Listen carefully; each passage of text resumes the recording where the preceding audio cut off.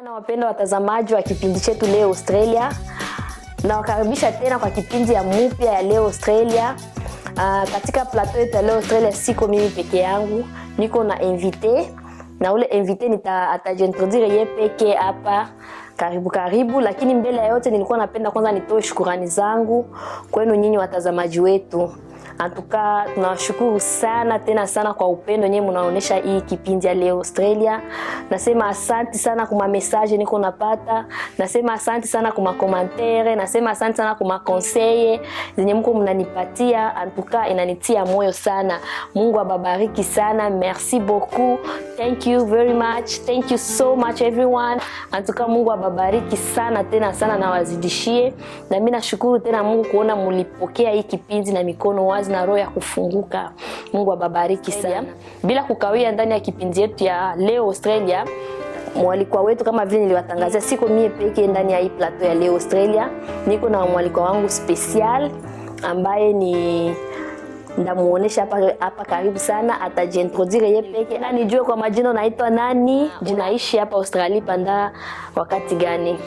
Kwa majina naitwa Wapa. Na wengi sana wananiita kwa jina ya Watson. Na kuhusu kuishi Australia, nimeishi muda mrefu, nimekuja tangu 2010 ndio nimefika Australia. Kwa sasa niko na 11 years, wanasema 11 ans. Yaani mwezi wa pili mwaka kesho niko na 12 ans. Aha. Papa, antuka felicitation sana, antuka felicitation, tunashukuru sana kwa kuitika mwaliko yetu ya Leo Australia. Antuka Mungu akubariki sana tena sana, tunakushukuru sana tena sana. Merci sana wapendwa watazamaji, mnasikia mwaliko wetu anajipresenter jina yake na miaka ngapi amesha kuishi hapa Australia. Lakini mbele tuingie kabisa kinaganaga ndani ya kipindi yetu, antuka tuingie en profondeur ndani ya kipindi yetu. Nilipenda nibakumbushe kama mna constate nye peke gisi niko habillé, gisi mina vala kitenge. Hii kitenge iko parmi moya ya culture yetu, moya ya asili yetu sie bakongomani. Leo kama leo mina vala kitenge ndani ya plateau ya Leo Australia ni juu ya mwalikwa wetu. Yeye ndio ananivalisha, yeye ndio anafanyaka hii kazi. Na bila kukawia sita muingililia mu maneno sana, nilipenda nimuulize mwaliko wetu. Papa Wapa, kama vile unasema unaishi hapa Australia panda 11 ans, miaka 11 deja, antuka ni miaka ya mingi sana.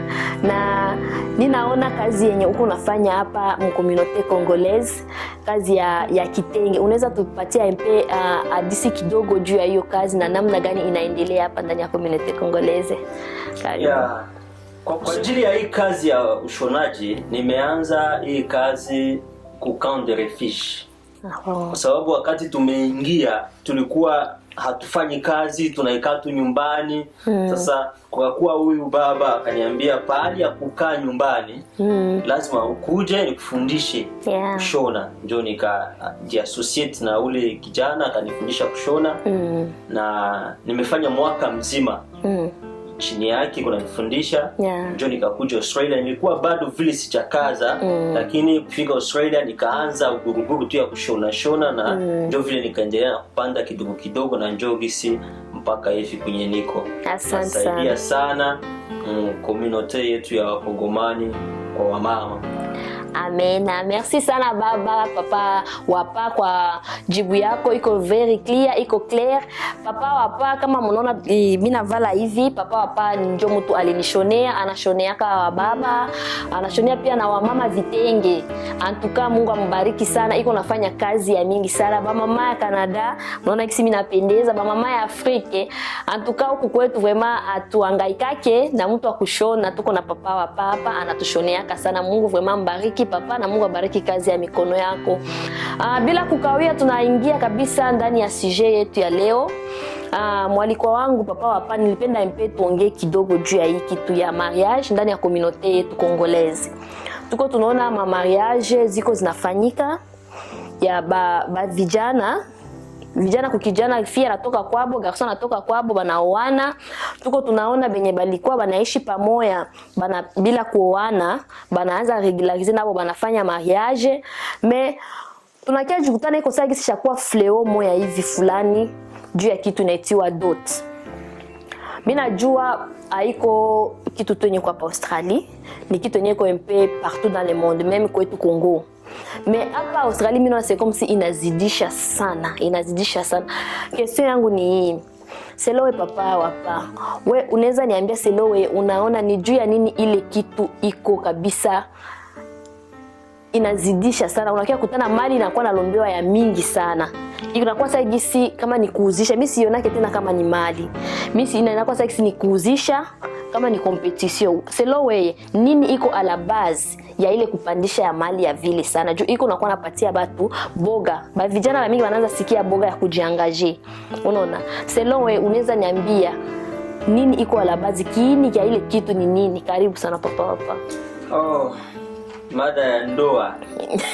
Ya kuhusu mali. Yeah. Mali tukienda kwanza, kianzilishi kia mali ni kitu kinye kinaanza na asili. Mali ni asili. Na kila asili iko na gisi yake inaombaka mahali. Na kisa kia mali kupanda kinategemea na fasi kwa fasi nyingine. Okay. Parce que hii milieu tu kwamo iko milieu kwanza yenye kwanza au départ iko cher. Milieu Australia iko cher par rapport en Afrique. Kwa juu le problème est que batu on a comparé l'Afrique et l'Australie. L'Afrique et l'Europe, l'Afrique et l'Amérique. Na abiwezi kumarcher kwa pamoja. Parce que unakutana ke batu mingi wanatia mwakili yao ke nikioa hapa kwa mfano par exemple nikitoa 10,000 kwa mwanamke. Yeye anaona ke nikienda Afrika ndio mwanamke hata 10. Unaona? Kwa akili yake me banalomba ile $1,000 en Afrique kwa juu ya gisi maisha iko. Okay. Inategemea nayo na standard ya maisha ya kwenye mtu anaishi. Kama iko sawa vile ndakupatia par exemple. Quand nous venons de l'Afrique, quand tukiwa kutoka Afrika tunakia hapa Australia. Tukiuliza bei ya mkate wanatuambia $2. Mimi napita na échanger ma franc congolais nasema ke hii iko bei ni nani base muziki mutai. Donc ukishaanza kuconvertir vitu ya hapa na ya Afrika utabakia tu kusema ke hapa kuko cher. Na ukienda mu comparaison hauwezi kuweza. Même travail kazi tuko nafanya per hour yenye tuko nalipa haiko njo isi Afrika bitu biko naenda. Donc inaendana. Probleme kwanza ya mali kupanda hapa Australia na mainchi yote yenye ya Bulaya yenye inaendelea ma pays développés ni kwanza kwa juma moyo kwanza ziko. Asante sana papa, merci sana kwa jibu yako. Kama mimi nasikia papa kisa nasema selon gisi mali ile fleo ya mali kukua na lombeo ya kiasi ya mingi vile ina dependre na maisha, standard de vie, hali ya maisha kwa watu wanaishi. Donc kwenye uko kwa mfano ukikuwa unaishi sasa benye banaishi kwetu Kongo, surtout jambo sana kwa watoto wetu ya Kivu. Mimi niko ressortissant wa Kivu, papa na niko ressortissant wa Kivu. Asante jambo sana kabisa watoto ya Kivu. Sasa gisi kwetu Bukavu, natoka précisément dans la ville de Bukavu. Sasa gisi kwetu Bukavu standard ya kulomba mali italombewa na gisi tunaishi Bukavu, maisha gisi iko Bukavu na mamwaye enye iko. Unaona? Na ndio gisi hapa kwetu Australia selo papa wapaki sana sema yeye anaona ile mamali kukua na lombewa ile ya mingi vile inaonekana mwaye yenye tuko naishi hapa standard de vie iko kameme inapatikana, inawezekana. Donc ile bakilomba kwa mfano $10,000 $15,000 kwa mfano, yes selon papa wapa yanaona inaweza patikana kufatana na standard de vie hapa. Si ni vile papa wapa sasa kisona unafasiria? Yes, ni franga yenye tapatikana parce que pour le moment hata mie nikienda kuoa wala jeune moi kienda bana mulomba $1,000 hata furahia kubuku atona ke bana muzarau. Unaona? Na ndiko nasema ke une femme il faut l'honorer, il faut honorer mke wako. utamuhonore mke wako aye. A partir ya dote nayo inakuwa na honore mke wako, unapatia valeur. Una comprendre. Sasa ukienda kubuku wanakulomba ile $1000 wala 1500 ya Afrika, unaona sasa vile tena unaona maraba selon standard ya hapa, selon standard de vie hapa. Wewe peke kabisa consciemment utaona ki hapana bana ni negliger sana. Tukienda Congo, huko batu wenye bali owana niveau ya franga ya chini sana. Kwa mfano kwa wengine walitoa balombewa ma $300, mais akukua na mwaile akatia $100 na naikala hata 10 ans aya completa kile $200. Lakini hapa Australie c'est impossible mtu ikale 10 ans manake iko ni nani, donc ana volonté mtu anakala 10 ans na mtoto wa watu bila kutoa tele 20,000 balimlomba wale le 10,000, donc ana volonté kwa pesa zinapatikana. Na ukisema ujitube mkazi hata balikulomba 15,000 balikulomba 20,000, ukisema uko na ambition kabisa na uko na ile donc courage ya kusema ke job yenye niko natafuta utaipata. En tout cas, merci sana papa kusema hata kama uko na ile volonte ya kutafuta utaipata. Selo papa kisa anasema ni maneno yake. Lakini papa sasa gisi unasema standard de vie hapa Australie inapatia watu ile opportunité ya kupata ile mapesa ile ma 10,000, ma 15,000, voire même ma 30,000.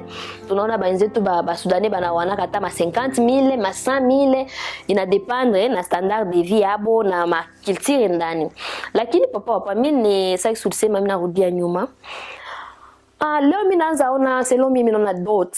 Ilishakuwa c'est comme si kitu nakuwa si concurrence. Atuko tena tusha perdre ile culture maana ya dot. Selon mimi nilikuwa mimi najua na gisi nilifundishwa na bazazi, dot ni symbole. Ni symbole ya mapendo ya mtu anaenda honore mwanamke wake. Haidepende tu paka ikue makuta, haidepende paka ikue kitu fulani, ngombe, ikue mbuzi, ikue nini, ni symbole. Lakini unakutana huku kwetu mkomunote Congolaise ya Australie, ndio tuko tunasemea surtout ndio kwenye shi tunaishi, na tutakamata comparaison kidogo Congo kwenye tuliishi kabisa, kwenye tutokea tunapia hapa. Gisi papa anasema tuwezi comparer parce que standard de vie ziko tofauti, mimi na comprendre na ni kweli. Lakini tukisema turudie mu kitu netia culture, maana ya dot kwangu mimi najua maana ya dot ni symbole. Lakini sasa unafika huku unaambia mtoto wa mwenzako akupatie $15,000. Unaona? Unaangalia ndio tunasema standard de vie iko bien, lakini d'une part kemba.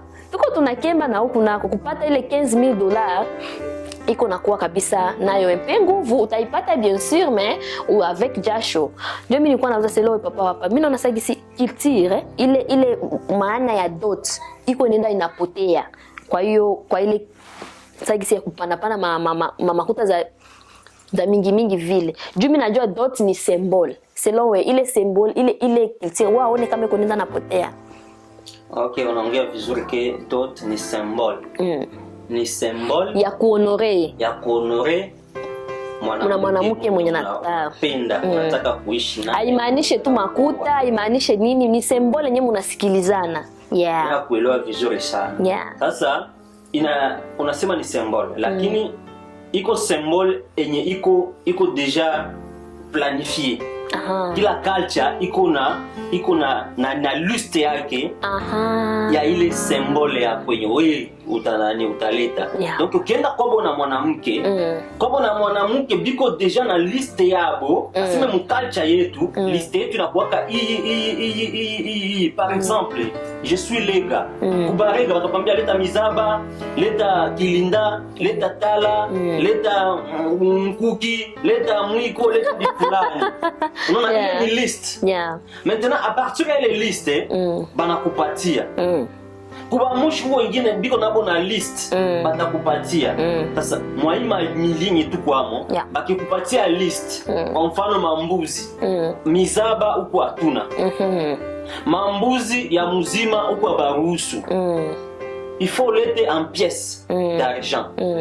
Unaona? Sasa ile pièce d'argent kunyumba ile mizaba na ile mambuzi, kwa mfano kulomba mbuzi 10 kunyumba ingali na valeur ya mzuri, ingali pesa ya mzuri ya kupresenter kwa wazazi na wazazi nao wanafurahi parce que ukitoa dot il faut parent mwana recevoir ile dote na asentir bien afurahi na wakati anafurahi ndio anababarikia unakomprendre. Sasa a partir ya huku amuna zile mangombe, hautatoa ngombe kufama kule ulete huku, c'est impossible. Haiwezekani.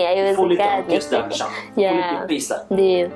Na ndio maana unakutana ke banalomba pesa. Na unakia kutana kunyumba par exemple kubamushi, ya quelqu'un qui m'a dit que banalomba ngombe moya wala mbili. Sasa kilomba ngombe mbili, a partir ya huku ngombe mbili ko $2000. Ndio nilikuonesha tena ke baki kublomba tena pesa ya kidogo kubukwe, utaona sasa hivi wanakuneglige, wanakuona kabisa kwamba unapata kitu wako kunyumba, atona hakuniheshimishaka wewe pekee honore mke wako. Unaona?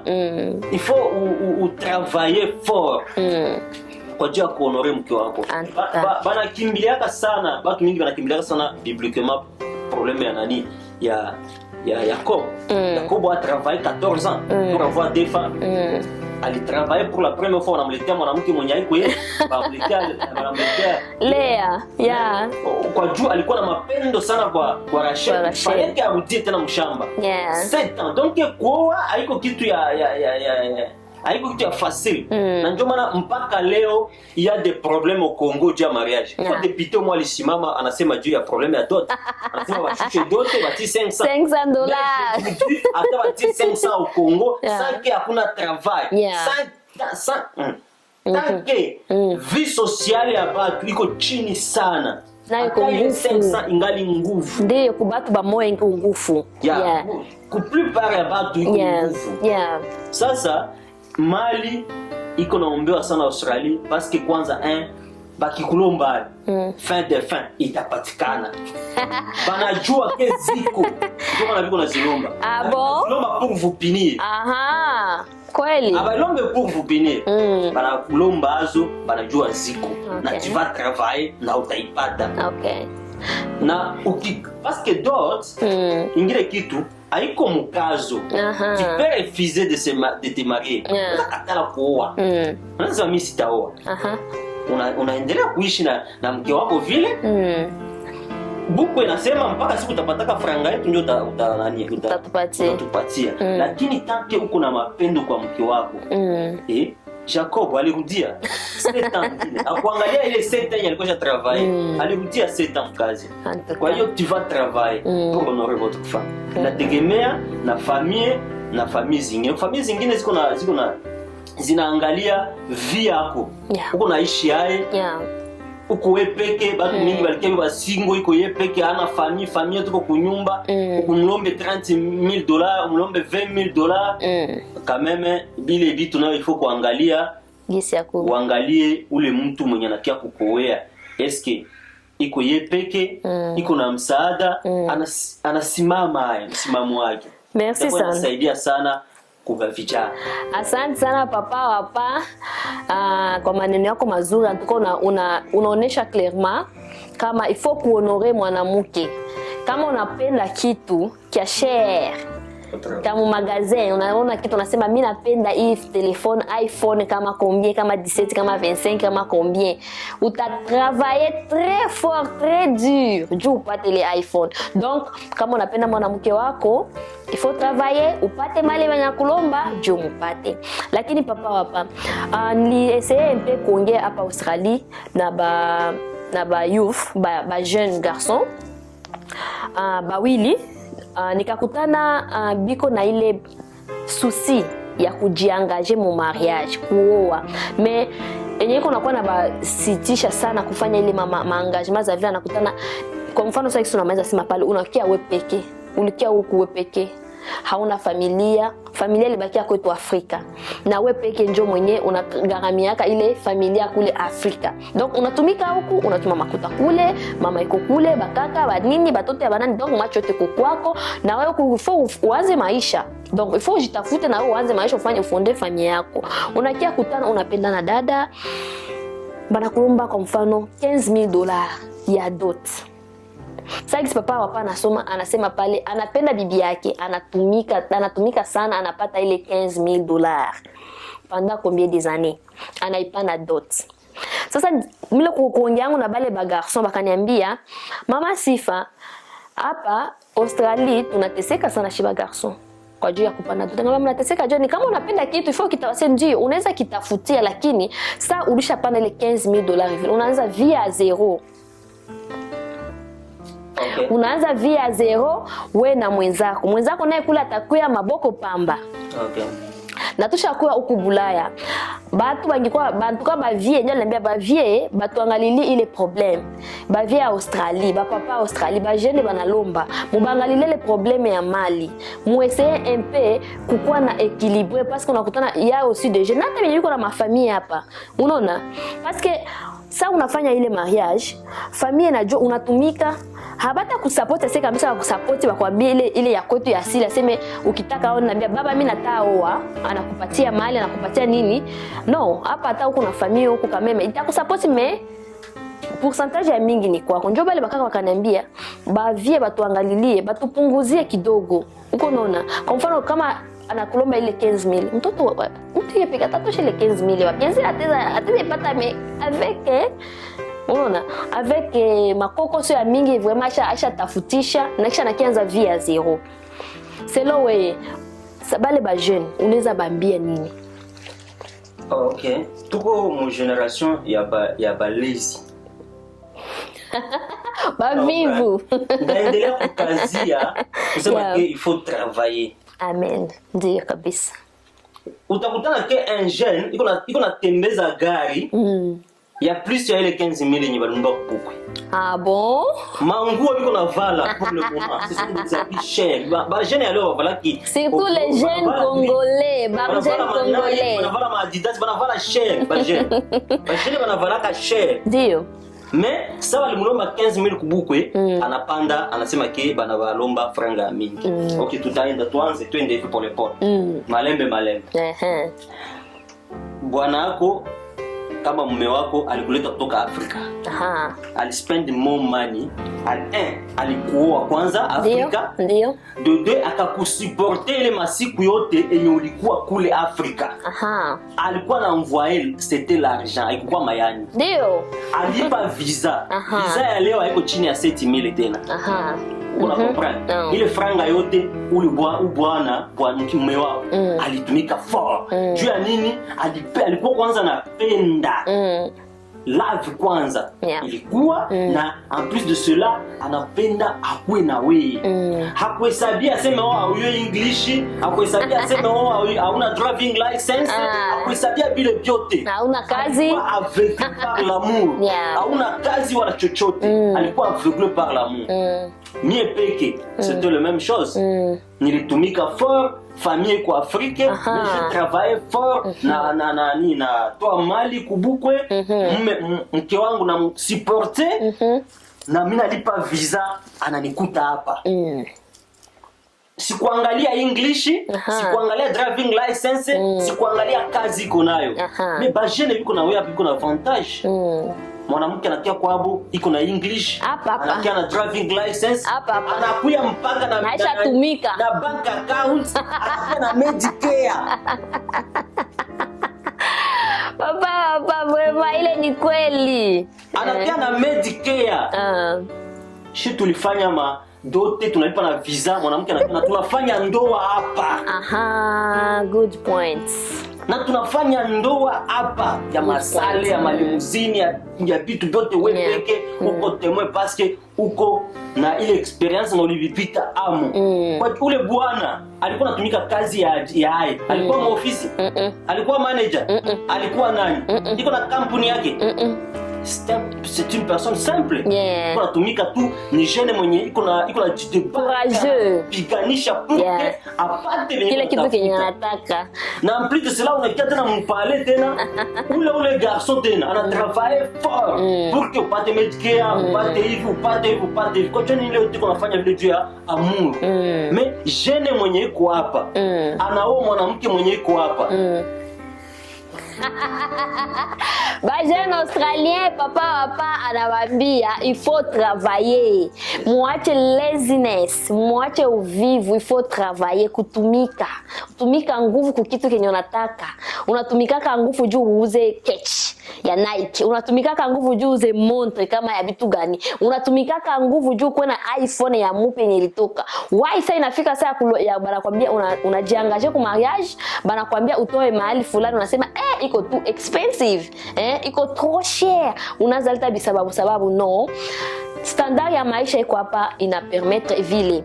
Na ingine papa tuko tunaona hii bitu ya dot biko binasumbua sana mafamilia. Haiko tu familia ya kwa bwana, mais aussi familia ya kwa bibi. Iko nasumbua musanse gani? Unapana mali, mie niko mama fille, bananiletea $10,000. Moi ile $10,000, il faut nifanyishe ma fête. Unaona? Donc utakia kutana ile $10,000. Na il y a aussi des gens, famille africaine qu'on a déjà nililungisha huko Bulaya. Il faut nitume mali ya watoto babariki, c'est notre culture. Hatuwezi ipoteza na hatuwezi ikatala. Unapaswa tuma quelque chose juu mtoto apate hiyo baraka. Unaona? Me hapa nako kuna bakia ingine mabitu ya kufanya. Me unakia kutana papa tulishajitia mu culture, tunaacha culture yetu, culture congolaise. Atuka tuko tunaongea sana juu ya culture yetu, tusipoteze. Culture yetu sheba Kongomani iko nakuwa inapotea sana mu bitu ya kuoa na kuolewa. Antuka leo Australia iko napiga kabisa musumari sana ba mama ba papa ba jeune gens, tusipoteze culture yetu mu bitu ya kuoa. Donc nilikuwa nasema papa unakutana ile mali banakupatia vile haitakufalia kitu paske kuko madepense zenye zishaanza kuwa na fanyika mu communauté congolaise. Hautapata hata ni pesa ya kufungia mtoto wako juu deja nilifanya liste hapa. Juu deja uko il faut donc ni obligatoire. Il faut unafanyisha fete ya engagement. Na hilo fete inakuwa iko tu sana fete ya ndoa. Mtanunue sal, everything chakula na kila kitu, mafoto manini. Après pale unafanya kitchen part. Sasa nilikuwa mimi nasema pale juu ya mali. Unakutana mali biko wanapatia famille ya kwa bibi. Ile $10,000, ile $15,000. Sasa tunasema garçon anaona inamulemea, bien sûr. Yeye ndio kisiviko nasema inabalemea. Mais unakia kutana ile 10,000, 15,000, 20,000 utapana kufamia ya bibi, haita tena tawapatia opportunity hata ya kufungia watoto wao kitu. Juu ya nini? Tuko tunapoteza kwa kitire yetu. Sasa nisema mbele culture yetu sheba Kongomani ya Australia tuko tunaipoteza, tunaanza copier ma culture zenye za ba étranger. Tunaanza copier, bien sûr wanasema kwenye mtu naishi unaposha jikomporter sasa na wale benye iko juu uishi bien. Mais quand même sheba africain tunakoka na ile originalité yetu. Na ndio yenyewe inatuma hapa kwenye tunaishi banatuheshimia. Parce que hapa kwa tunaishi tukisema kwa ile bazungu habana culture. Biko banaanza tu nao jifunza gisi ya kukua na culture. Aye mtu anaweza ishi na culture, ana stack kabisa, anatingama kabisa kwa ile kitu yake. Papa hapana. Ile mali kuna kuwa napaniwa vile mu familia. Tunaanza fanya mabitu benye biko bia mingi biko extravagant. Tukisema tukuje mu culture, unakieleta mali kunyumba. Banapokea mali, wageni kunyumba walitayarisha chakula kidogo. Sio kwa hiyo makuta ya mali, wanatayarisha chakula, unaleta hiyo mali watapatia kama ni muyomba, kama ni shangazi anapewa kama ni mbuzi, kama ni nini, na kidogo yenye tabakia wanasaidia kufungia mtoto naye valise. Lakini hapa Australia tuko tunakuwa tunaona tushapata malalamiko ya familia mingi na tusha participer mu mandoa za mingi. Unakia kutana mali banapana, meba kwa bibi hata profiter hata kufungia mtoto wao valise. Jua nini? Il y a plusieurs cérémonies. Et yemi kwa mimi niko naona peut-être c'est bien tuko naishi Bulaya, mais banasemaka tout est permis mais tout n'est pas nécessaire. Selon mimi nilikuwa napenda ni éveiller communauté congolaise, tupunguze kwa cérémonie za mingi. Unaona? Tuko sasa nisema kuko engagement ile inapasha fanyika. Unaweza ifanya hata kunyumba, mais iko nenda msali. Ile makuta basha tamali inaenda kule. Ma kitchen parties zinafanyika ni mzuri kama kuna ile moyen. Mais unakia kutana saa mariage fete vile ya kabambi na kuya vile tena. famille yako bibi tena nayo ita faire partir nayo parce que bataipatia ma invitation unaona il faut tena leta makado unakia kutana batu abiko bana pata tia aseme mtu ulioa na kupata na mali yenyewe ulioa amo haikufali niwe kitu na ufungie mtoto wako kitu unaweza sema nini kwa ile CG juu ya hii mafete mingi karibu papa ya kuhusu mafete iko point moya mzuri sana na probleme yenye iko tusiseme aseme gisi tulikia uishi huku Bulaya tulikuta hivi vitu na shit tunaanza kubiishi no mzungu afanyake vile gisi shit tunafanya ça c'est vrai exactement mzungu afanyake gisi tunafanya exactement mzungu engagement yake na waka ring anakupa ring bombili na kiinvite batu ku hotel kila mtu atajinunulia chakula yake hakuna sema ma dépense wala nini ile shit tunafanya liko vya bazungu tusiseme bazungu bongo haiko bazungu papa la get serious bandugu haiko vya bazungu ni vyetu shi tunaongeza ma dépense ya mingi sana tunaongeza ma dépense ya mingi dot ni kitu kenye kiko cha culture kinafanyika kwa nyumba banaume banapokea mali na bamama wanaleta chakula watu wanakula na wanakuja kwa nyumba na binafsia pale mais tunafika Australia kunaongezeka ingine yenye banaita sasa kwa Kiingereza engagement party sasa ile engagement ring kwetu kwa Afrika ndio balikuwa naita fiançailles fiançailles unasikia ina ile fiançailles ikiwa na français kuba zetu ile ikukwaka ile fiançailles ile ring ya fiançailles ile haikukwaka ile periode ilikuwaka ya matayarisho ya kuchunga bwana na mke kisi watakutanana ile matayarisho ilikuwaka lakini vya maringi vilikuwa mpaka wedding mpaka mariage ndio wanavalishana ile mapete mais leo tunakuwa na engagement na wanaifanyia fete tena fete iko sando kila kitu ma decoration ma photographe c'est bien bon but angalia ina dépenser makuta ngapi ile ni kitu yenye ba familia kwao na mwanamke baliongeza donc banaongeza na inapunguza kutote yenye ilikuya parce que ma dépense yote ni franga ndio inatoka bakaongeza ingine wanaita kama kitchen party ile kitchen party nayo na need pesa tatoka wapi kwa ile doto ile jeune alileta na job source na kia sasa saba kwa bibi wanaona kiba alisha dépenser sana wakia na kitu anasema ule jeune mwingine akia tumpandishia magarama huku balisha ongeza wakamweza bapunguze baache turudie wakati ya zamani tupokee mali kunyumba tungoe harusi rendez-vous wedding itakuwa très important itatupunguzia ma dépense na itasaidia sana kukuwa nafungia fie wetu mulunga mtoto wetu mwenye aende kameme na quelque chose enye atanzia kwa maisha unaona anaweza kuwa iko anatumika bwanake anaweza kuwa iko anatumika me ile inakuwa na inaonoraka na mimi niliolewa inaonoraka na wewe utoke na quelque chose et unafika unafika bwanangu unamwambia bwanangu na mimi kwetu bali nifungia hapana manguo kwa juma nguo ataipata tu bwanake shamtalisha zingine mabiato machungu manini ile c'est normal mais ile ataka le kamurongo niseme kamfuko ataka $10 ka $100 Kenya tena naanzia kwa maisha iko mzuri zaidi unaona mais huku kwetu tuko tunakuwa tunafanya madepense mimi naona c'est nécessaire mais haiko itile sasa problème yenye nakuya madepense nakuwa mingi tanke madepense nakuwa mingi franga ya dote yenye ilikuya inakuwa kidogo sasa tunaumiza ngambo yote mbele u garçon isha travaille fort anatoa 2000 yake huku hivi tena ma mariage tunafanya hapa ma wedding tunafanya hapa ma fete sasa iko nakuwa très cher inakuwa double ya ile dote nilitoa na kila wakati ziko naenda na panda bei shiko naangalia dote tu tuangalie nayo nani façon ya mariage tunafanya hapa iko nayo cher utakamata malimusine utakamata masale yenye iko très cher utakamata hotel utakamata nini unakutana ke vitu venye ulikamata franga sasa ziko natoka hivi unakutana franga natoka ya mingi sana kisha sandoa inaisha mnajikuta mko nyi wawili sasa mke na mume aventure tena inakuya tena ya bajene biko leo honeymoon bana fly banaenda kama wapi yote liko na spend nini pesa sasa nakia kutia kule miayu inakuwa mnyumba pale sasa problem inakuwa mnyumba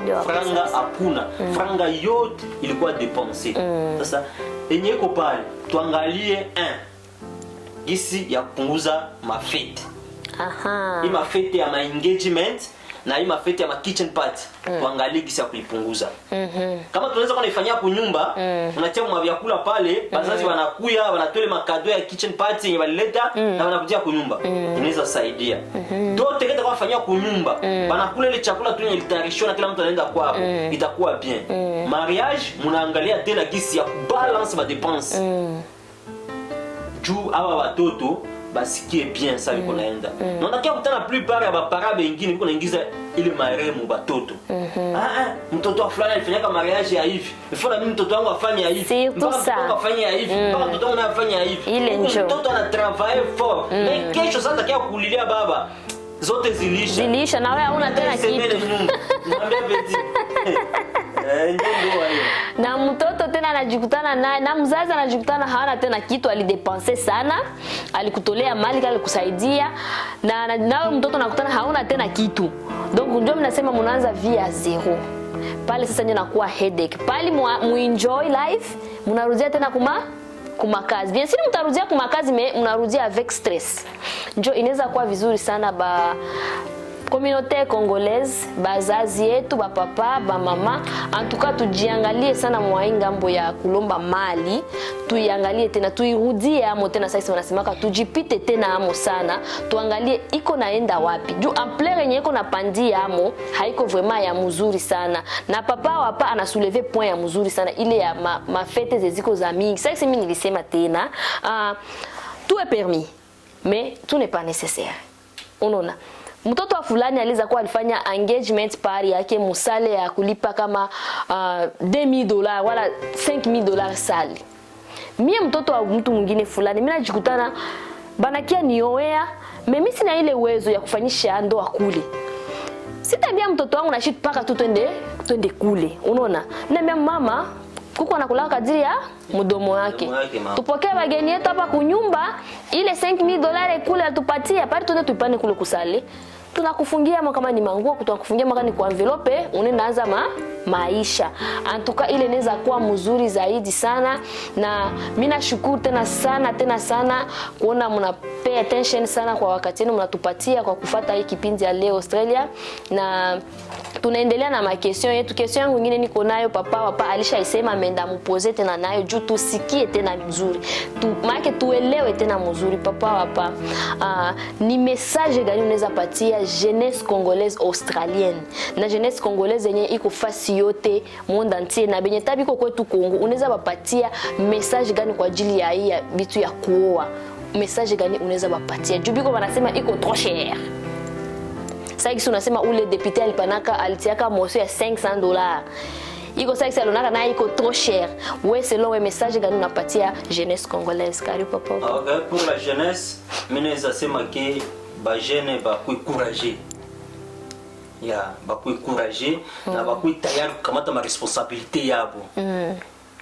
Ba kuencourager, ba tayari kukamata ma responsabilité yabo. Njo ndoa wakati uko naingia ndani dépenses zinaongezeka na wakati unataka kuingia stage ya ndoa engagement ma responsabilité il faut simame tant que responsable il faut travailler il faut ile nye ulisema kuko anakula kadiri ya mdomo yake. Ndio. Hapa tuko na watoto ya ba ministre, tuko na watoto wao na ma company. Ndio. Wewe baba yako anaendaka ku factory moja na wewe. Ile ni kweli. Kali moja na wewe mnakutana na baba yako. Donc na hata nyumba mko hapo ni ya kupanga. Ndio. Unapenda ufanye mariage moja ya mtu mwenye uliona ku TV. Unaona? C'est pas bien. Haiko bien. Kuko anakula kadiri ya mdomo yako. Sasa excès ya vile vitu ndio yakutana ke tunafanya mariage wedding inakuwa treasure, inakuwa mzigo, inakuwa over ya budget yako ya ndoa. Mzigo kwetu, kisha sasa ile mzigo tunakia shushia sema juu ya dot. Na tunakia poser mzigo sasa ku dot, tunakia poser mzigo. Mais ça unaanza planifier sasa mariage yako. Angalia franga yenye itatoka. Lakini mzigo yote ile kumwisho unakia tia dot. Ba jeune, il faut être courageux. Il faut être prêt ya prendre ma responsabilité yenu. Ndio kitu mimi naweza sema. Juu tuko Bulaya. Ukisema ufanye kazi, kwa watu waliko nalala hapa, tunafanya kazi usiku mchana, juu wapate franga. Ukisema ufanye kazi, hata bakulombe le 20000, utatravailler fort, utaipata. Kama uko na ambition na venye uko natafuta. Lakini kama hauna ambition uko tu, ndio unaanza kublame mali na kwa mingi, mali na kwa, na ukiangalia plupart ya watu wanasemaka juu ya mali iko mingi, ce sont balezi. Les paresseux wavivu, jeunesse mutumike, mutumike. Sont des paresseux, ndio anakuwa ndio wanajitorisha sana juu ile pointi ya mali. Mais l'homme courageux angalia yake ile, akiingia anaingia, anatoboa ingine tokana kule mbele. Merci sana papa jeune congolais, faut quoi courageux, il faut ujiengager. Papa anasema kama uko unakamata ma engagement, unakamata ubikamate au sérieux, na haitakuwa tu ase unalala ubaki unalala lezi. Tumika kama una certificate kuko ma factory, tumika upate gisi ya kujigaramia na ukule kadiri ya mdomo wako. Si vile papa ukule kadiri ya mdomo yako, usifate ase niliona engagement kwa mfano ya ba Nigeria balivala hivi balifanya, c'est bien bon, unaweza vala parce que atukataze mtu kufanya choix zake, mais uangalie nyuma après pale utaishi namna gani. Unaona, nikizani ile ndio message clé yenye papa anatupatia si jeunesse congolaise. En tout cas benya baji engagé, shi tushakuwa engagé, tushakuwa ba marié, papa na iko marié. Na ingine question yangu nilikuwa napenda nikuulize papa selon unaweza patia ba parents benye biko na ba jeune fille, benye biko na ba jeune garçon, benye bashakuwa tayari ya kuoa, message gani unaweza bapatia? Okay, message unaweza patia ba parents dot haiko kujisha. Okay. Unaona? Mtoto anaenda, mtoto ataendelea kukusaidia. Kwetu kubariki wanasemaka mali aishake. Ile ni kweli. Na bazazi mbili bakwe na kutana na banaangalia maisha ya watoto yenye bataenda kuishi itakuwa hai. Unaona? Msiangalie kwa juu batu wakifanya banakuwa nafanya ile periode kikuya mandoa ya madote nini, batu wanakuwa concentré sana mwa hii periode. Mais atuangalie kesho. Sasa ikishaisha tu kila mtu anakuwa like wale benye balifanya ndoa, wale wa jeune mbili wanajikutana upweke. Na abayue njo kuanza bajue maisha nitaanza namna gani, habakukuwa bien préparé. Retrouver banakuwa seul. Ile inakina jikuta ke ndio maana ba jeune banaanza jilamenter juu ya mali parce que ba parents abiko na ba support ndo ikishaisha, il faut baendelee kuba support mpaka basimame sawa, ndio ba démarrer na bakishona ke ma dépense ko mingi, ba parents na wanaweza kusimama, ba parents mko tayari kwa kusimama na kuvunja vingine vitu. Nasema pana mtoto wangu aliolewa, lakini engagement party itaishia hapa kwangu, mulete tu dote tuishia hapa. Parents wanaweza kusimama, nasema ke ya kitchen party mie sipendi, vunje le mabitu yote, ma dépense ya tokutia gharama mingi, charge mingi kwa huyu jeune mwenye kunaanza maisha yake. Mais kama uko na uwezo, uko na possibilité papa, fanya hayo baba. Lakini kama uko na hauna uwezo, unataka uforcer, unataka uimite mtu fulani, comparaison, ma concurrence. Concurrence muvi haikuwake. Banasemaka hivi, maisha kila mtu iko na test yake. Iko na test yake. Ma question na kwaka moya, mais ma réponse na kwaka tofauti. Donc ukitaka ukopier ma réponse ya mtu mwingine kwa ile ma question yeye balikuuliza wewe tu ma question kwa sawa sawa, unakosa, unashindwa. Kila mtu anakuwa na ma réponse yake, mais ma question inakuwaka ile ni moya. Kwa hiyo tujiazari sana na tayarishe hawa ba jeune bien pour que baishi maisha yabo ya ndoa bien. Na ingine kitu yenye iko sana kwa parents abiko na préparer bajene. Yeah. Bajene biko naingia mundoa bila kujua ndoa ni nini, bila kujua ile batenda fanya ndoa.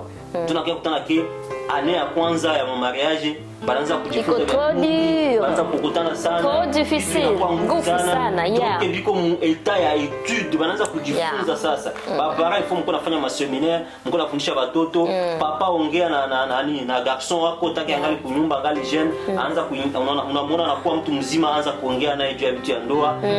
Jeune mama anaanza kuongea na jeune fille wako, préparer, muoneshe kwa naenda, ke anaenda kufanya nini, asiingie tu muluyenge, anaanza nudo zenyewe anaanza kula mnyumba, anakuwa hivi na hivi, mama au préparer jeune fille, au préparer kwa mwacha nikala kuchumba na ma telefone, kumwacha vile mtoto mwanamke akaendelea kuwa lazy mpaka anafika kwa nyumba inamletea problem. Merci sana. Préparation ya wa parents kwa watoto iko très important. Merci sana papa. Pa préparation ya ba parents ndio message ya papa hapana pana ba parents tu préparer ba toto yetu, tu préparer ba garçon yetu, tu préparer ba fille yetu juu ya mariage ya maisha ya kesho. Merci sana bandugu. Tunajua mko bengi sana, mko mnafuata kipindi yetu. Asante sana tena sana. Tunaenda fika mwisho ya kipindi yetu ya leo Australia. Tunabakumbusha kama leo Australia tulikuwa na mada yenye tulikuwa tunaongelea ilikuwa mariage.